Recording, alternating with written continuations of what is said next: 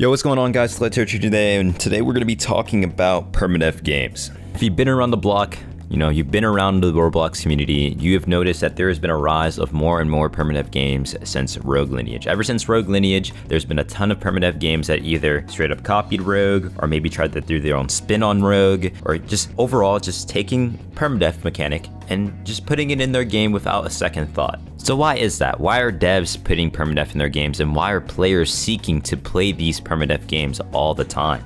So let's start off with Permadeath. So Permadeath is pretty much a game mechanic where once your player character dies, they cannot be revived and they lose all their progress. All your progress is gone as soon as you die, whether that be dictated by the amount of lives you have, or you dying in specific areas, just something along the lines of player character death and losing progress. So what exactly makes Permadeath work on Roblox? I, for one, believe that it's purely tied to intensity, so pretty much player versus player interactions in the world, or player versus environment interactions in the world as well. Just you being able to encounter a foe or a being in that game world, and you feeling intense, right? Your armpits are sweating, your hands are sweaty, they're clammy, your skin's all red. You just get that feeling. If you ever played Rogue on the first month, you felt that feeling no matter what. Permadeath games pretty much add a significant level of challenge to your game, right? Players are forced to be more cautious, they're forced to be more strategic in their decisions. Any false misstep can pretty much lead to your death. Permadeath games bring that to the table. They also give a heightened sense of immersion, right? When you're playing your character and you know in the back of your head that you have a finite life, you just have a limited type of life, and if you fuck up, you will lose that character forever. That sense of insecurity in the back of your head can really make a difference when you're playing a game, right? It keeps you invested, it keeps you playing, and it makes you want to come back and try harder. There's also the emotional impact that you can be left with when your character dies, right? As you're playing a game, if you've done so much on that specific character, you eventually get attached to it, whether you like it or not. You're gonna get attached to the character unless you're some sort of fucking demon, and you just don't care whether you lose a character or not. And I feel like if you are able to nail that portion of Permadeath correctly, where you can make the player get invested into a character's death or loss, you have done Permadeath great. Another thing is, specifically on Roblox, it promotes replayability. Now, Permadeath is literally a cheat code, might I say, when it comes to replayability. If you structure your game in such a way that a person can pretty much make infinite amount of characters and do an infinite amount of things to try out, you literally unlock a cheat code for replayability.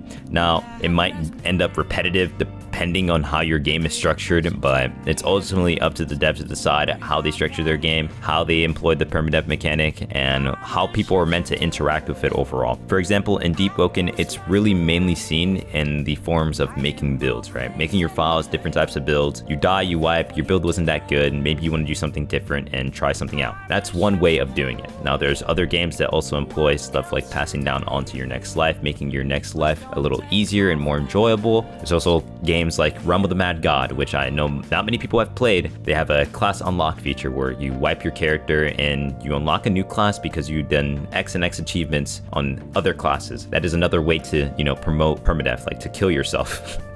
Unironically, I know it's weird, but yeah. Another aspect of Permadeath games that is really nice and not many people really think about is that it really encourages you to play smarter, right?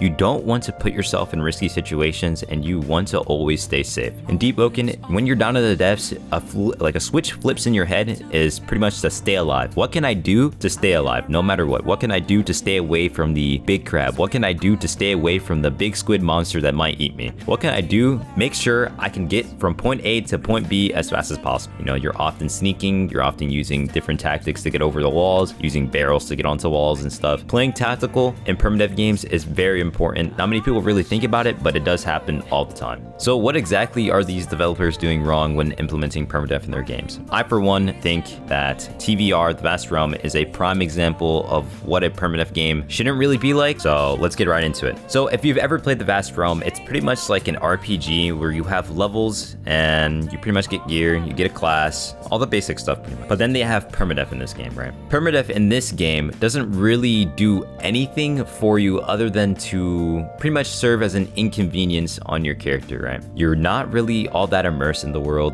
The mobs aren't really all that difficult. Most of your interactions that you'll be afraid of is PvP. It's just PvP. Counter another player, you risk the chance of dying. That is the extent of difficulty when it comes to permadeath in that game. The replayability inside TVR wasn't all that great either. All it was pretty much, oh, this is a class in this section. You pretty much pick it. If you died with that class, then I guess you just play another class. And that's pretty much it. That was the end progression for TVR for the most part. Now, they did have extra stuff planned, but it just never got that far, nor did it scale that far for us to actually see what it could have been. That's pretty much me on TVR, at least. Now, Deepwoken. Deepwoken's permadeath is a little odd, right? Deepwoken's permadeath is dictated only in one region of the map. You pretty much die in the overworld, you get sent to the depths. If you die in the depths, your character wipes. Now, they added another layer to this. If you die in the depths, there's a chance you can get sent to layer 2. When you get sent to layer 2, you have to complete a obstacle pretty much to come back up to layer 1. But if you die in layer 2, you permanently wipe. Now, this is a little different and a different twist on permadeath, which is not bad.